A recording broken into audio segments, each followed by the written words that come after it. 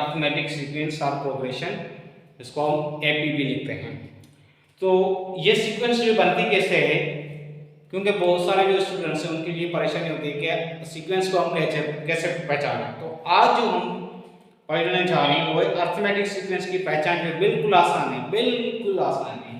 तो उसके लिए हमें क्या करना है कि हमारे पास जैसे मैं एक सीक्वेंस लिख रहा हूँ कि 2 लिखा, फिर लिखा 4 लिखा, 6 लिखा, 8 लिखा, 10 लिखा, 12 लिखा, या हम लिख रहे हैं 1 लिखा, 5, 9, 13, 17, 21, 25, या 2, 8, 14, 20, 26, 34, 40, 46।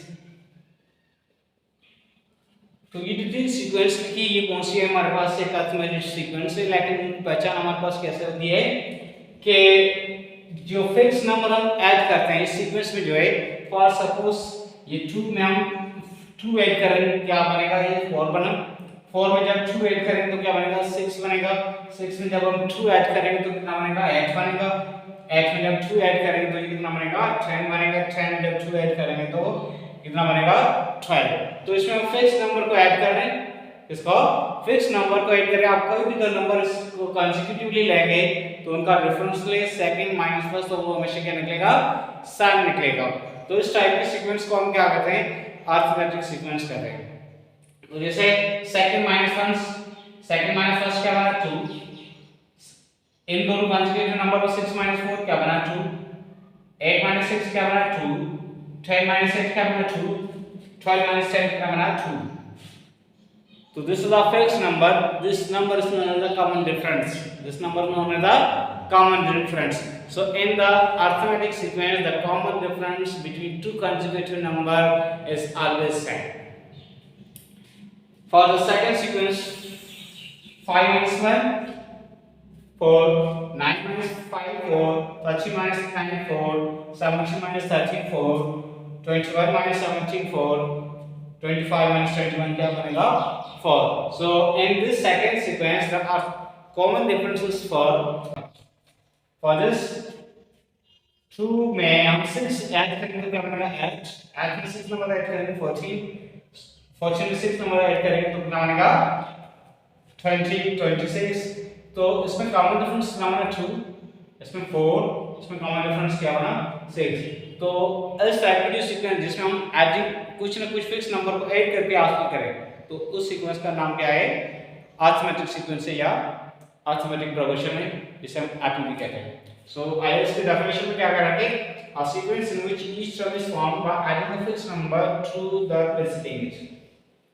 जो preceding नंबर है उसमें हम क्या करते हैं फिक्स नंबर को ऐड करते हैं, इसका अरिथमेटिक सीक्वेंस और प्रोग्रेशन कहते हैं। तो इसमें हम कितना कितना नंबर ऐड कर रहे हैं 2 नंबर ऐड कर रहे हैं, इसमें कितना नंबर ऐड किया 4, इसमें कितना नंबर ऐड किया 6। तो कोई भी ऐसी सीक्वेंस आ जाए आप अरिथमेटिक सीक्वेंस की पहचान क्या है सेकंड माइनस फर्स्ट करें, कोई भी दो सीक्वेंस में नंबर लें, कोई भी कंसेक्यूटिव नंबर लें, लेकिन डिफरेंस ले सेकंड माइनस फर्स्ट वो हमेशा क्या बनेगा सेम बनेगा। तो उस सीक्वेंस का नाम क्या होगा अरिथमेटिक सीक्वेंस या AP. The difference between two consecutive terms second minus first, कोई भी दोनों consecutive नंबर लें, लेकिन ये दोनों ले लें 6 minus 4 क्या बना 2, ये दोनों ले लें इसमें 12 minus 10 क्या बना 2, ये दोनों नंबर ले लें 4, ये दोनों नंबर ले लें 4, ये दोनों नंबर ले लें 4। तो the difference between two consecutive terms is always same। और difference कैसे निकालते हैं, difference is equal to second term minus the first term। The first term is known as a common difference। first term को हम क्या कहते हैं as a common difference कहते हैं, it is denoted by d, इसको हम कैसे डिनोट करते हैं d से। If a is the first term of an AP and d is the common difference, the AP is then AP कैसे first term क्या है a1 जो कि हम ऐसे लिखेंगे, सेकंड टर्म हम जो ऐड कर रहे हैं एडिंग टर्म कौन सा निकाला हमने d निकाला है। d कैसे मालूम कर रहे हैं सेकंड माइनस 1 से, d के लिए फार्मूला होता है b माइनस a। b क्या है सेकंड टर्म है, a जो हमारे पास फर्स्ट टर्म है।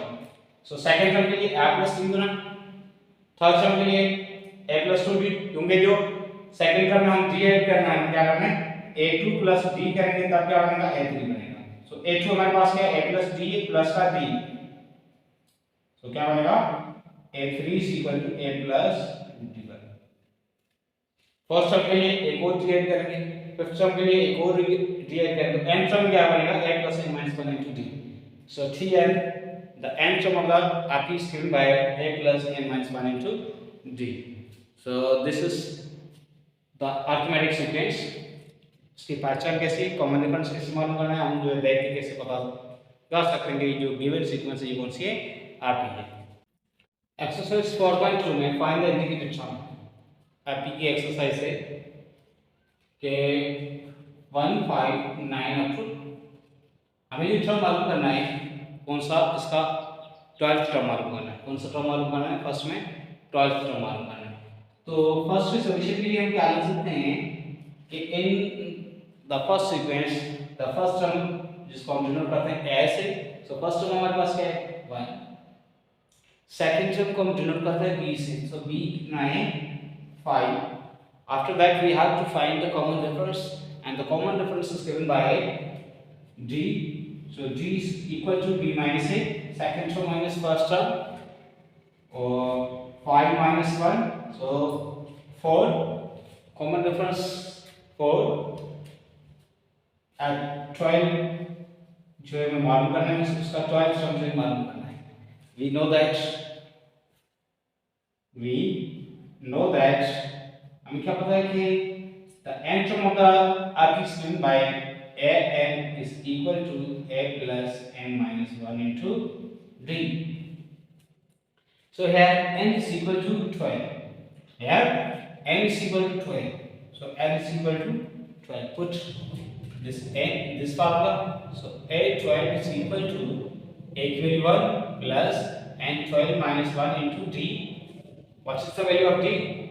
D is equal to 4. So put here 4.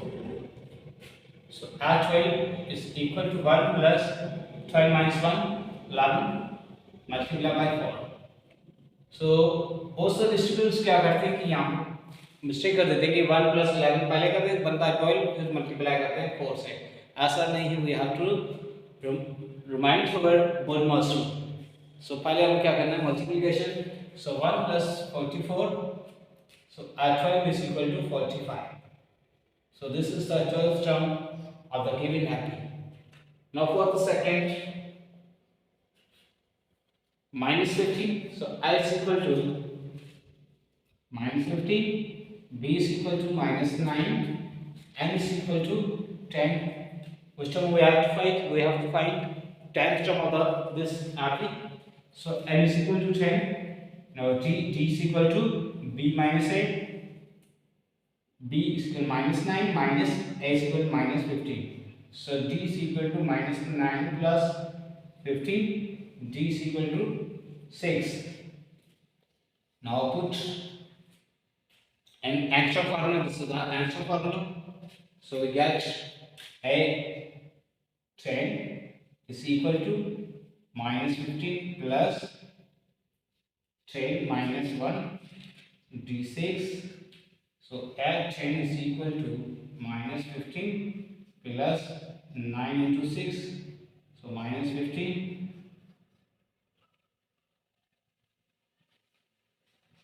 minus 15 plus 54. So A10 is equal to minus 39. Number 3 and remaining part of this exercise to yourself. So if you feel any difficulty, then comment me.